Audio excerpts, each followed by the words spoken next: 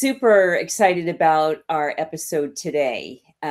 We've been talking a lot about doing a show like this for a while, Bruce, haven't we? We're going to be focusing on travel advisors and, travel agents, travel advisors. I think travel advisors seems to be the nomenclature these days. But we're going to be focusing on travel advisors, and we will have two people. We're starting with one. We've got one jumping in, but I'm going to let Cathy. Well, actually, first, Bruce, why don't we have you introduce yourself, and then you can hand it off to Cathy. Great, thanks, Lori. It's Bruce Rosard. I'm with Arrival, one of the co-founders, and really looking forward to this as we at Arrival get more engaged with multi-day tours. Of course, travel advisors around the world are much more important to that distribution channel. So, and I know that's one of your expertises, Cathy. So happy to hear where you think that's all heading. Excuse me.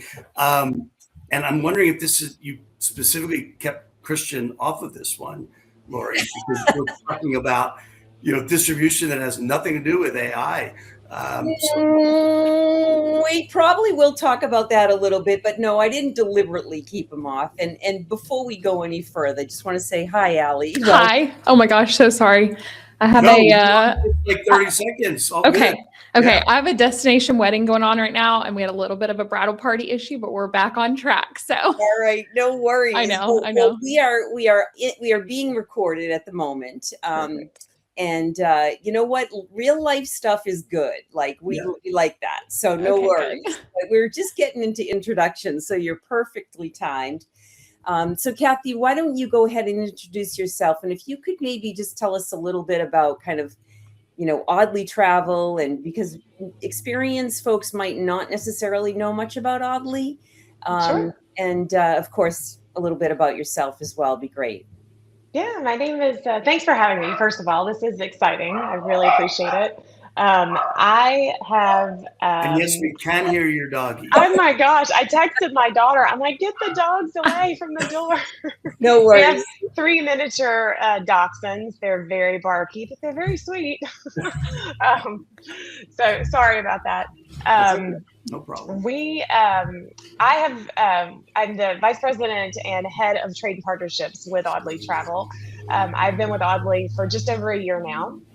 And Audley Travel is a really awesome, unique company. I was actually brought on to help boost their travel trade partnerships with travel advisors throughout the travel agent community within the United States and into Canada at some point as well. So we're really excited about all of that for North America. But Audley Travel is first and foremost a 100% tailor-made custom tour company.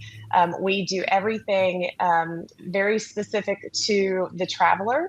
And I was brought on about a year ago to basically put together a trade team and a field sales team to go out there and work directly with travel advisors all across the country to really put together a strong trade commitment, because it takes quite a lot to be able to, work very well with the travel agent community. And we want to make sure that we are doing everything that we can to bring in that business to assist travel advisors as much as we possibly can with, bringing new clientele to them, retaining the clientele that they have, and helping them put together their FIT or fully independent or flexible independent travel. Thanks, Cathy. Appreciate you giving us a little bit of insight there. Sure. Ali, would you like to introduce yourself? Yeah, absolutely. Thank you, guys. I'm Ali Raymer. This is interesting because I'm in a bit of transition right now, actually, happening this week and next week. I have been with Experience.This.Travel as a senior travel advisor since 2017. It's been an amazing experience. I've learned so much that now I am starting my own agency, and that's launching next week. So it's going to be Peace and Pearl Travel, named after my 2 awesome kiddos because they're the reason I do it all. So I'm super excited to be founding my own agency. My team, we really cover the whole globe between the 6 of us. I would say my specialty is that FIT, special curated travel. I especially love doing European itineraries. And then we always do the fun in the sun, that kind of thing as well.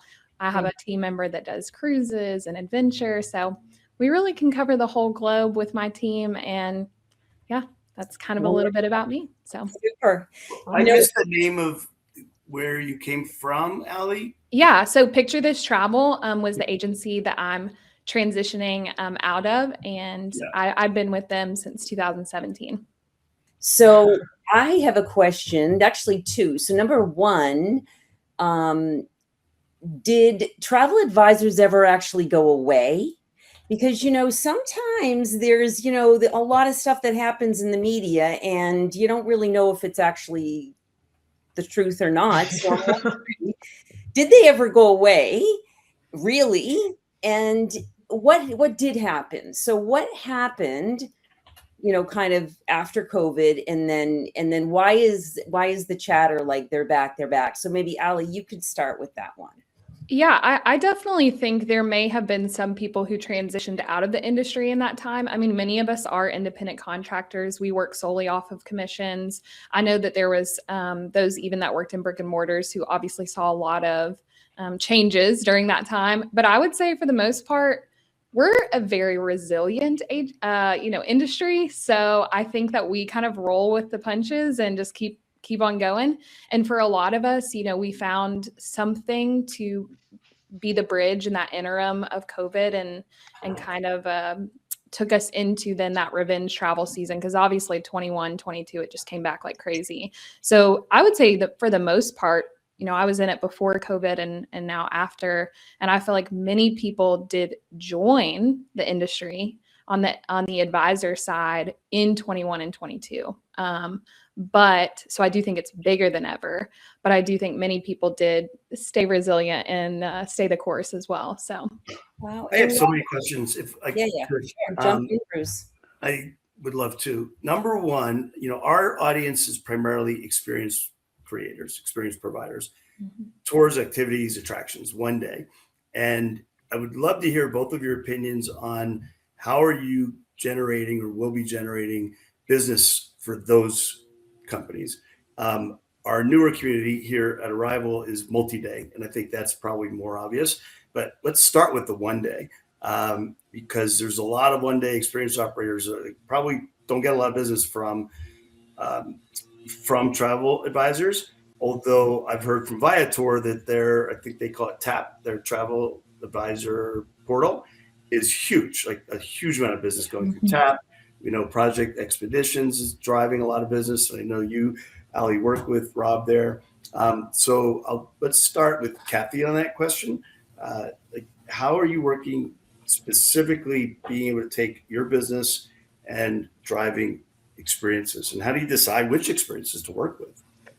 Well, it's kind of our bread and butter of what we do is really the experiential side of things.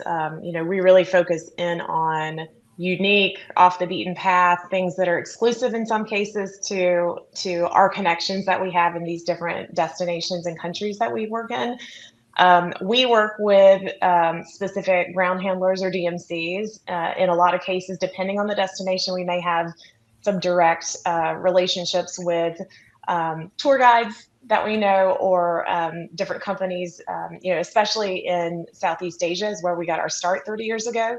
So we have a lot of deep-seated roots there with relationships. So we really try to find these different types of unique experiences. And I think right now, experiential travel is the thing. I was just talking about it the other day, saying, experiential travel is not just a trend. I think it is now the expectation. People are actually looking for things that they can not do anywhere else, things that their neighbor hasn't done, or something that gives them bragging rights. And so they're looking for things that are different and unique. And we really try to seek out operators that we can work with in these different destinations, whether it's one-day experiences, whether it's multi-day experiences. We try to seek out things that are a little bit different. Obviously we can do a lot of these, touristy type attractions as well, whatever people want to do. But I think we're finding that People are budgeting differently. They may be spending the same amount of money, but they're allocating their budget differently. So they're allocating, maybe they're going down a star level on a hotel in order to be able to do some sort of unique experience. Audley is sort of more upscale or affluent traveler. Is that correct? I would say we are premium and above. We do kind of typically like to say upscale. We can do luxury and ultra luxury if we need to. I think the bulk of our travelers fall into that premium and upscale space, I'd say. Ali, are you tapping into experiences in other ways other than working with the DMC? Yeah, I think there's a few different routes that I personally go down. My number one is always going to be Project Expedition. I love Rob and his team. Their support staff are fantastic. If I'm looking for like a one-day, one-off kind of thing. They also have a whole new segment of their business called Elevate. So I had a family renting a villa in Lake Maggiore, and it's his wife's 60th birthday. They have the whole family coming, and he wants to do something really special. So they wanted to do a day trip over to Lake Como. Well, those look relatively close on the map, but to make that happen is a little bit tricky. So I went to Rob and his team. I did a custom request. They came back with they have private drivers with the car seats for the kiddos. They've got the private boat trip, the food tour, everything, going to Bellagio.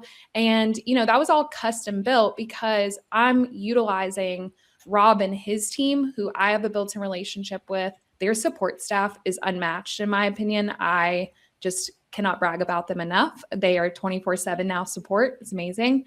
And they can do these really cool custom experiences. But yeah, the DMC, going back to that, so like Project Expedition is probably my number one choice. And then like going into DMCs that specialize in a destination, especially if I don't know that destination super well, or I haven't traveled there myself, I'm obviously relying on them. I've met a lot of fantastic DMCs at GTM. I went to GTM last year that North Star did. I was blown away by the relationships that I built at GTM, because you're speed dating, 6-minute speed dating with 1 million tour operators. And it was just mind blowing, all the people that I met, and my little Bible I got to take home.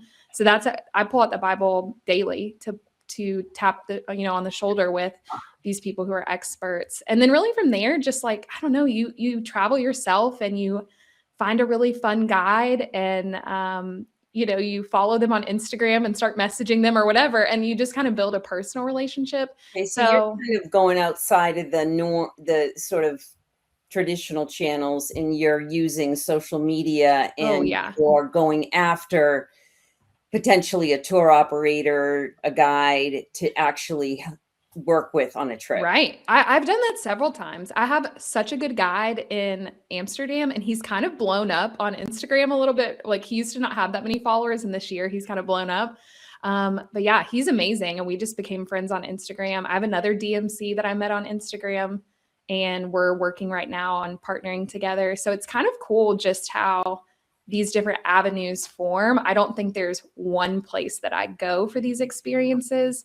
I think I just kind of have this building Rolodex of like, all right, these clients want X, who can help me? And I'm just going through all these different avenues that I have. And the avenues are really interesting, Ali, because there's all these levels, right? Like, so the ground level is that tour guide. They're just a guide. And then you go to the next level and it's a tour operator. And the tour operator might be only in one destination, might be multi-destination. Then they get their product, either the guide or the operator, to a DMC who does what they do just typically in one destination, maybe multi-destinations. And then they put their product, either the tour operator or the DMC, on an OTA like Project Expeditions, and the travel advisor can book at any of those levels. How do you all, both of you see, it sounds like you both do most of the levels, but it doesn't sound like you're really working a lot with tour operators. So like So we are a tour operator. We're on tour operators. You are a tour operator. These guys, tour operators are. And a travel advisor. Or we're not travel advisors. We work with travel advisors. And travel advisors buy from Audley. Correct. Custom. Their clients do, yeah. Yeah. So their clients are buying your tours. Yes. Correct. It's 100% custom. 100%. And I think, Ali, this is a good thing as well for you. And I'm sure you've noted we attend GTM as well. I'm actually speaking, I'm hoping, are you going to attend hopefully in July? Actually, I'm having one of my teammates go because Oh, good. I'm about to meet the threshold for under 40 and I'm going to Future Leaders instead. Oh, I'll be there too. Oh, Yay. perfect. I will Yeah. look for you there. That'll be Okay, great. good. But I think Yeah. one thing that there's a little bit of a difference between going to a DMC direct versus using a tour operator that uses GHAs and DMCs as well. We put in these extra layers of assistance, extra layers of convenience. We actually can be the go-between when there's any sort of issue, emergency, obviously those types of things as well. We take extra care to make sure that all the pieces are put together. Some DMCs absolutely do that and have it down pat. Some you have to vet, and some are not quite always there. You want to make sure you're working with people that have the right amount of insurance, that they are providing the level of service that you need. And again, there are some that are absolutely fantastic, and then there are some that it's hit or miss, and also depending on the destination as well. Cathy, how are you sourcing your supply then? What percent through DMC, through small day tour operators, through guides? Most of it comes through ground handlers, so GHAs, or DMCs.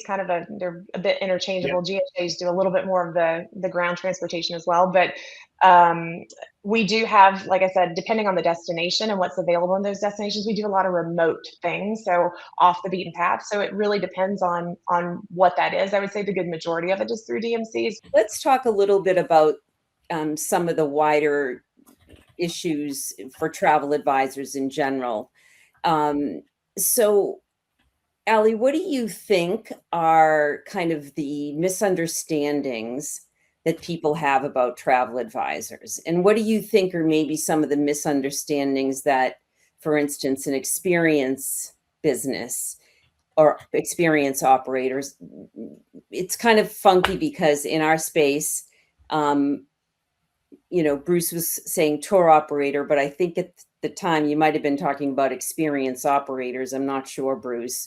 Yep. Whereas in a one day in the other travel world, it's more tour operators. It's sort of a different. It's sort of positioned differently. But Ali, so what do you think? If you can maybe just answer those questions, that'd be great. I would say most of my clients that come to me for the first time, they have the same exact conversation with me. They say, I've never worked with a travel advisor before, so I don't really know how this works. I mean, that is every single time. Every single time I work with a new client, it is that conversation. So one, that's really fun for me because I want to be their first and last. Like, I'm like, all right, well, you're with me for life now. So, but I think a lot of people do have misconceptions about it just because they've never used one before. So many people, and I hate this because we do charge professional fees. I think that all of us should. We are all professionals. We all work really hard at this business. And we do charge professional fees, and that varies, based on your experience and things like that. But a lot of us, like, an argument would be, oh, we don't cost any more.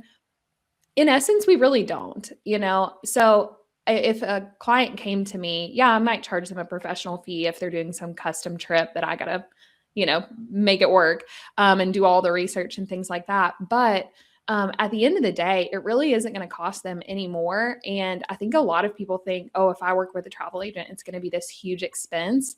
And so often, especially if I'm working with something, I'm thinking of a river cruise right now, right? Like, I have this river cruise group. Well, I'm actually getting a better rate because it's a group rate.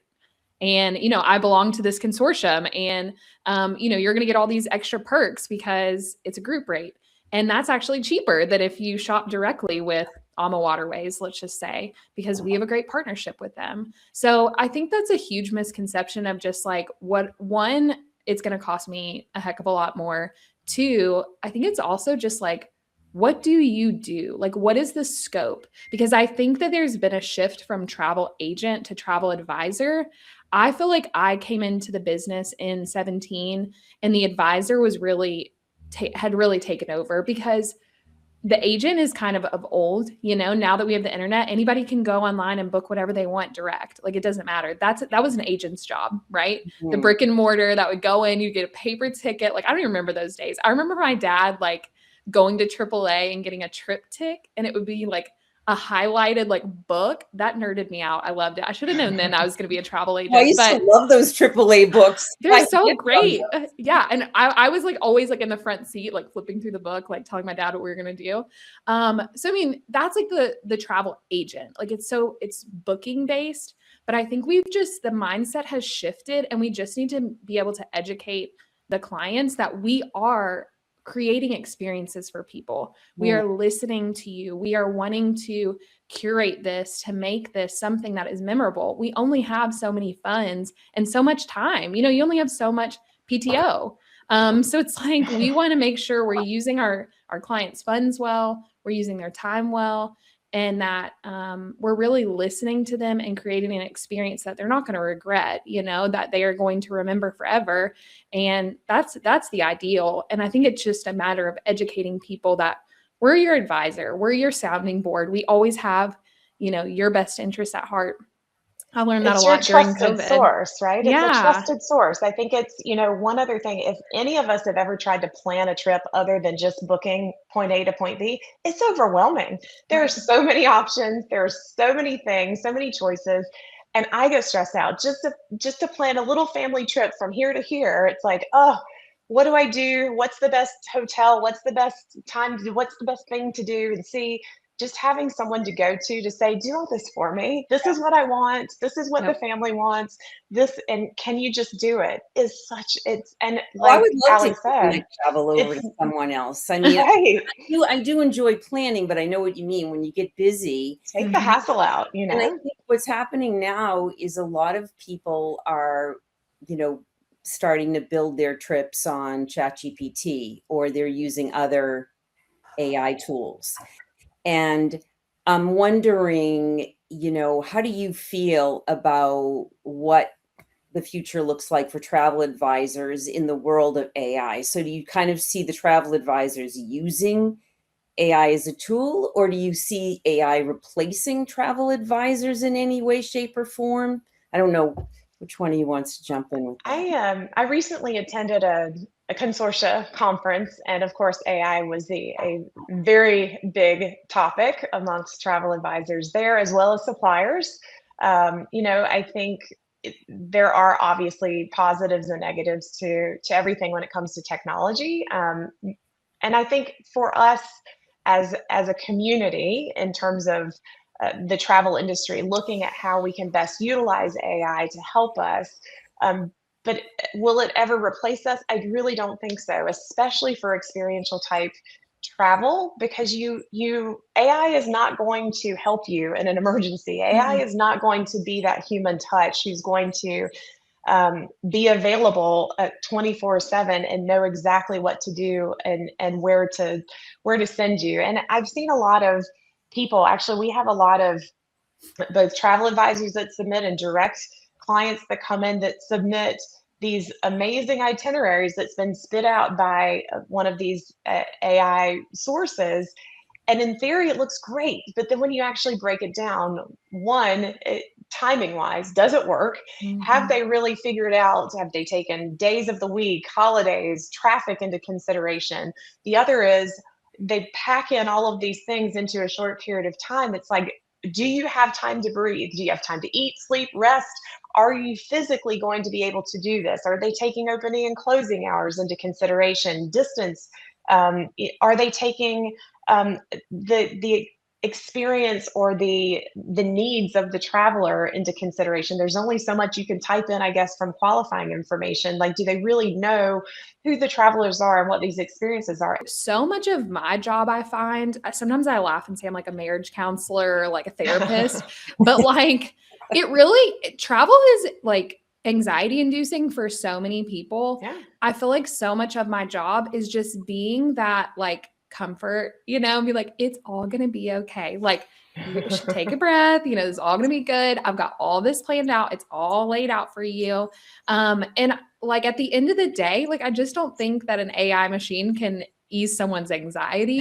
Like that's just another person having a real conversation with you or meeting you at the coffee shop and giving you a big hug. And like that's real, So I have those real relationships with my clients, and that's what I love about them and helping them. And I just don't I love AI for certain aspects, like saving me time all day, but AI is making me great more for efficient.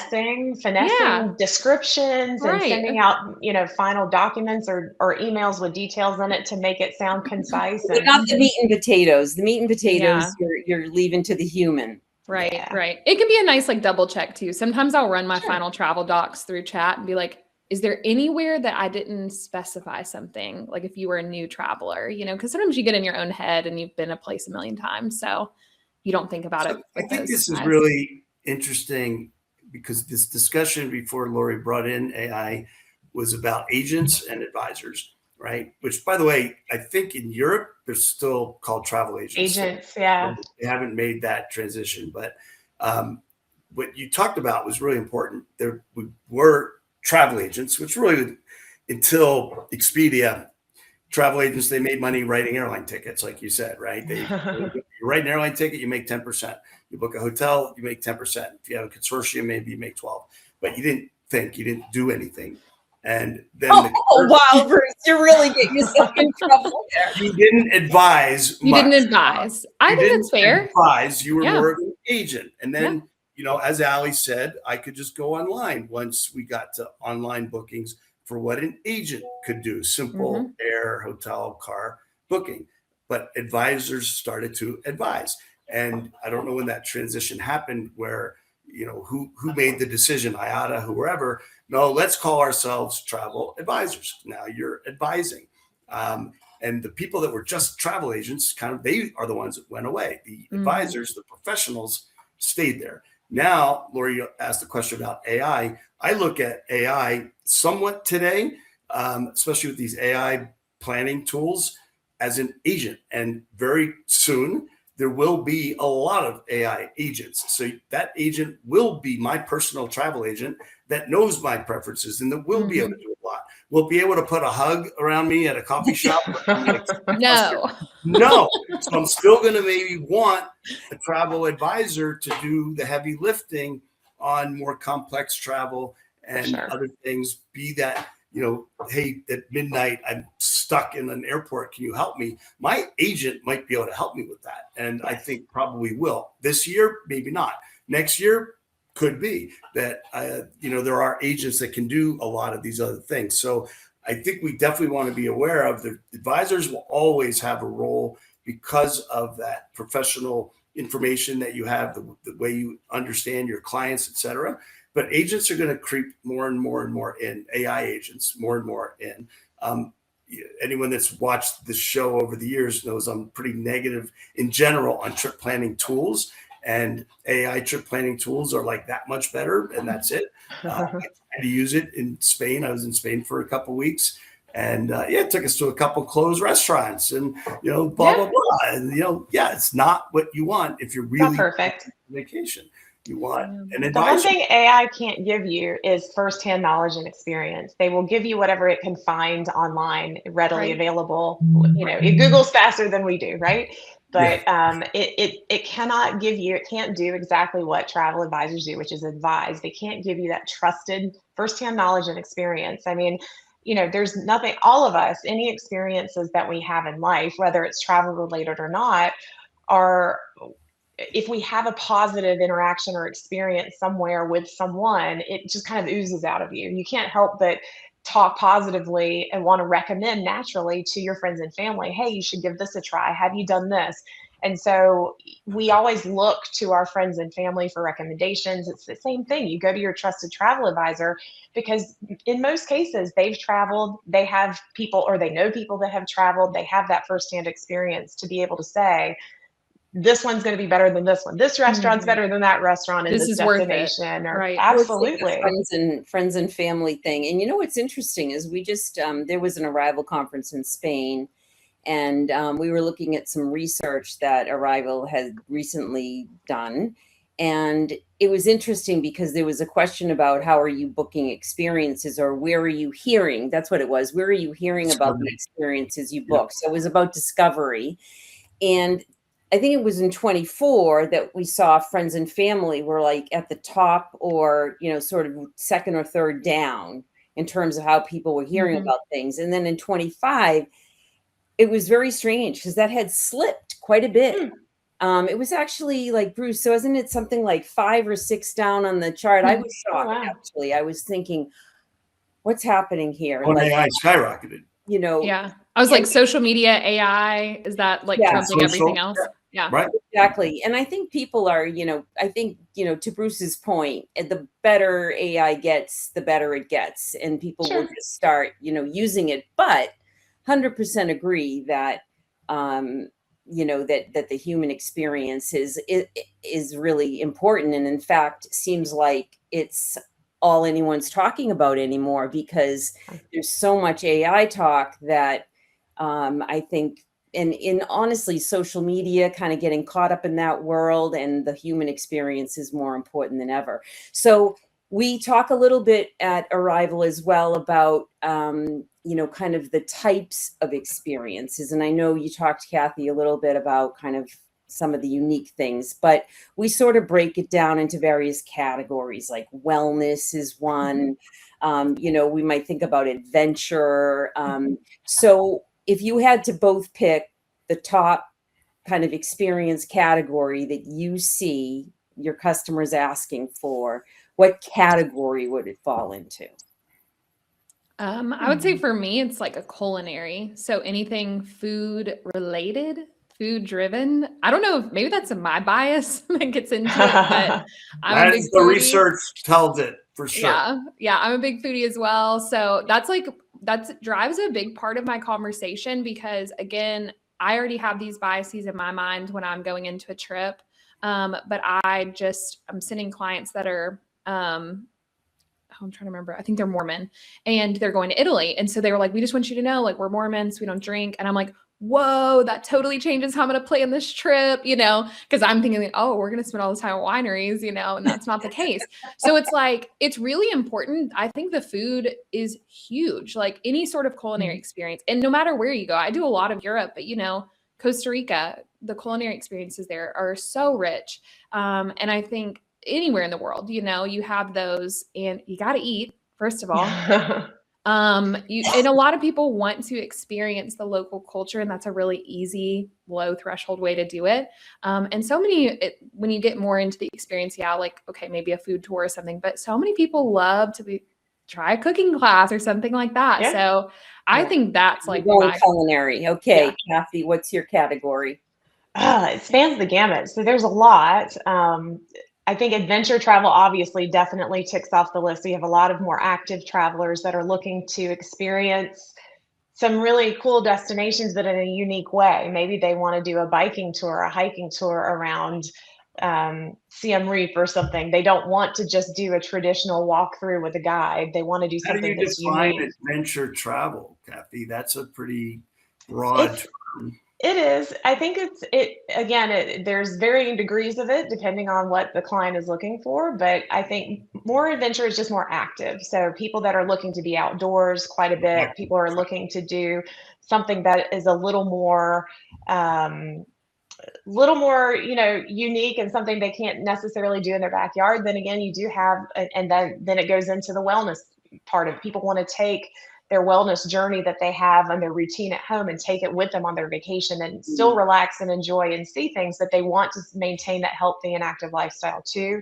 We also have a lot of requests, and what's very important to a lot of our clients is the sustainability and responsible travel. People want to go to destinations that they know and stay in locations that they know are giving back to the local community, or that are trying to make some sort of effort in some way to help, whether it's the environment or the people that live right there, or are looking to make a difference, I think, when they travel. So there's a lot of requests for that as well. Wellness, which I hear so much about wellness these days, and sustainability, which it's great to hear you say that, because oftentimes we have conversations about, kind of the businesses that say they're being sustainable, but maybe not so much. And what does that really mean when you're, kind of. So anyway, we won't get into that conversation. That's another one. We can talk lots about that. Audley's B Corp, which is very difficult to get into. It's very tricky. Congratulations. That is really, really fantastic. Yeah, it's awesome to be able to do that. That's wonderful. I have a quick commercial question, and then and then we can we'll have to head towards the end of the show. So, Ali, you talked about kind of misunderstandings, people thinking you're expensive. You talked a little bit about commissions. So, if I'm an experienced provider, let's say I'm a guide, and I want to work with you, and you want to work with me, what kind of commission are you going to ask for? Ooh, that's a good question. So just the guide direct, like boots on the ground guide and me working together? Yeah. I would say most of the time we negotiate like 10 to 15%.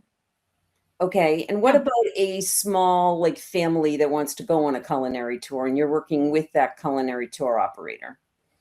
It would be the same, really. I mean, really what we're looking for in the travel industry from the advisor perspective, I would say our average yield is anywhere between, for things like that would be, 10 to upwards of 18. 18 is pretty high. So I would say that 10 to 15 would be true of really anything. So it would really behoove a lot of these businesses to find out how to work with travel advisors, because Yes. they're paying quite a bit of money when they work with OTAs. You know, if they're paying Viator and Get Your Guide upwards of 30%, some of them more, even more than that. So the question becomes like, how do they do this? Now we talked about DMCs.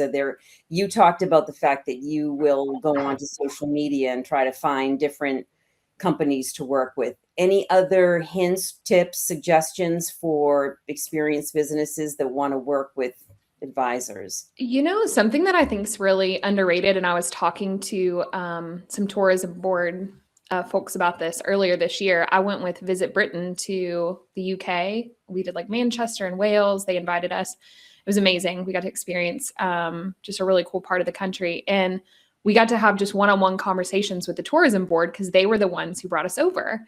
And I was like, this is so interesting because I don't really talk to too many tourism boards because I'm going to be honest, like they're not making money. Like they're making money from the government, not from, the clients. They're not earning a commission.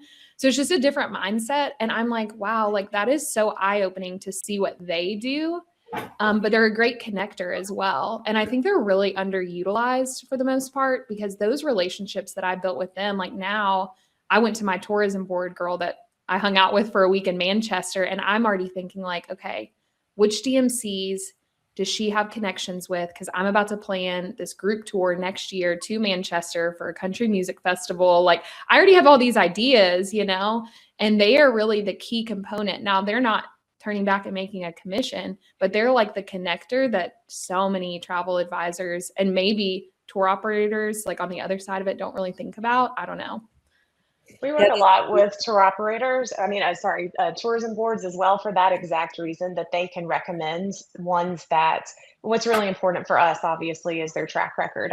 Right. We want to make sure that, and I think for most travel advisors too, you don't just want to jump at the first provider, whether it's a small day tour or whatever. So if you're speaking to an audience of established business owners that would like to work with either tour operators or travel advisors, I think one of the things that would be really important to put up front are testimonials, any of your CSQs or any of your customer service surveys that you can share, any ratings that you have, obviously insurance information, things that are going to show that you really value and put a lot of effort and time and energy into the service that you're providing, and a proven track record.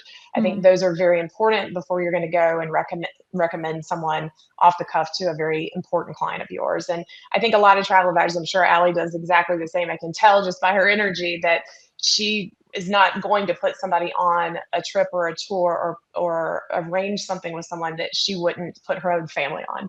So Absolutely. I think it's really important for travel advisors to do the research, for tour operators to do that research and make sure that they know and really truly vet a lot of these businesses before they enter into any sort of agreement with them, regardless of what the commission structure would be. Right. And something to add on to this super quick is I think making it as frictionless as possible for the advisor, because we are really busy and we do have hundreds of people that we're taking care of.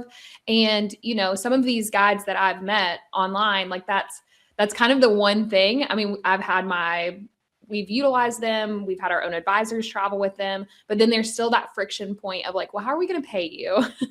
And how are you going to pay me? And like, how is this going to work? So when they're already set up with people like Project Expedition, who always pay me my commission, 15%, no matter what, I know what I'm getting paid. It's really easy. I will say making it frictionless, especially for very busy advisors who are doing a large volume of business, I will go out of my way for Ralph in Amsterdam because I love him and he's the best. But I'm not going to do that for every guide because it does take a little bit more friction on my end to make. What about the friction of itinerary building and having documentation? So if you're working with a DMC, or maybe you have to work with 2 or 3, depending on the tour, and getting all of that into some kind of system that are documents that you can give to your client. And then if things change, like what tech are you using for that?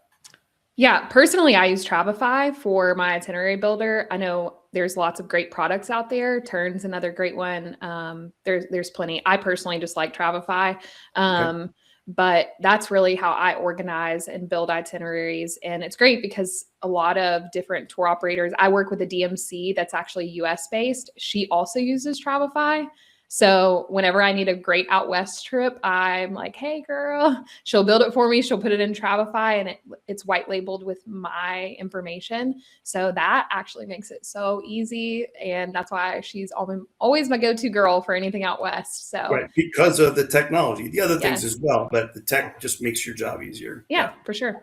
Yeah. And at Audley, we do it for our advisors and for our direct clients as well. We put everything together, obviously, in our own system. We build the itinerary. We make all the arrangements on the back end. And Cathy, is that your proprietary tech that Audley has that connects you to the DMCs so that you have a seamless we actually still get the information from the DMCs in various pieces depending on what they have, because we work with so many countries that have a varying availability in terms of what they have on hand.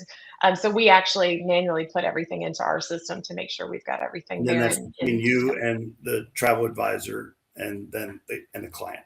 We put it all together for the travel advisor, and then we send it either directly to the travel advisor to send on to their client, or we'll mail it directly to their client based on what the advisor's preference is based on that. But yeah, it's pretty seamless. We try to take all that work of piecemealing everything together out of the travel advisor's hands so that they can focus on finding other clients to book trips for as well. So sounds great. So we're going to have to wrap up.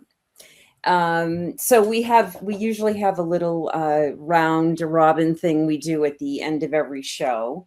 You should list, please, the top 3 countries. So 3 countries that you've been to and they're your favorites.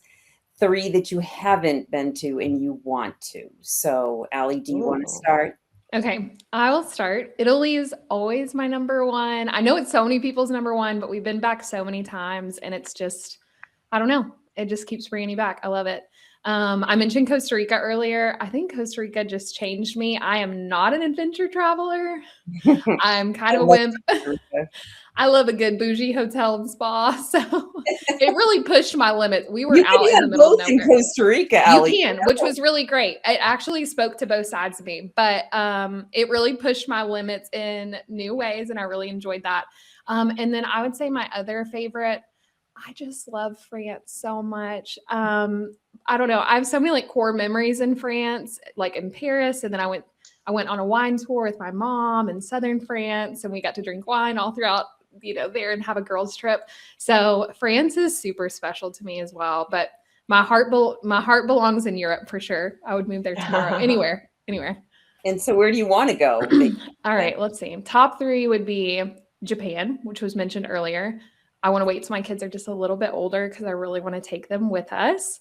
And then I've always wanted to do both Morocco and Egypt. North Africa just seems like, I don't know. I was obsessed with Casablanca when I was young, and something about that just feels really like, I don't know, amazing and romantic and exhilarating. So yeah, Morocco and Egypt are very high on my list as well. Talk to me. We have a FAM coming up. Oh, good. Nice. I used to love FAMs when I was tour operators. Awesome. Cathy, what about you? My top 3, I think I have to say Antarctica was my favorite.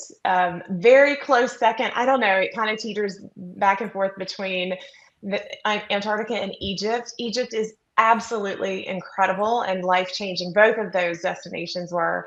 And Indonesia, I lived there for a little while. It's also an equally as incredible destination. I absolutely love Asia. For the top 3 in terms of places I want to go, top of my list, Japan is actually at the very top of my list as Nice. well. Yeah.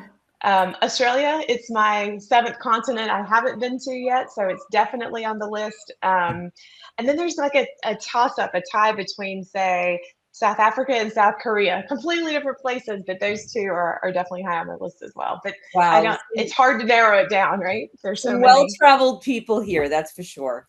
Well, thank you both so much for the time today. And it was really fun to learn about what you're doing and kind of help educate our audience a little bit on travel advisors and what you bring to the table and so forth. Bruce, anything you want to say before we sign off? No, I really appreciate your time and the conversation and the knowledge about travel advisors that our part of the business is not as knowledgeable about. So great stuff. And yeah, wonderful. Thank you for having us, Yeah, and thank you you. for putting us out there to the travel advisor community. I think it's really important to spread the word about how it's awesome to work with the travel trade. So Absolutely. Well, For thanks sure. to everybody listening, and we'll see you all next time. All right. Thank you guys. All right.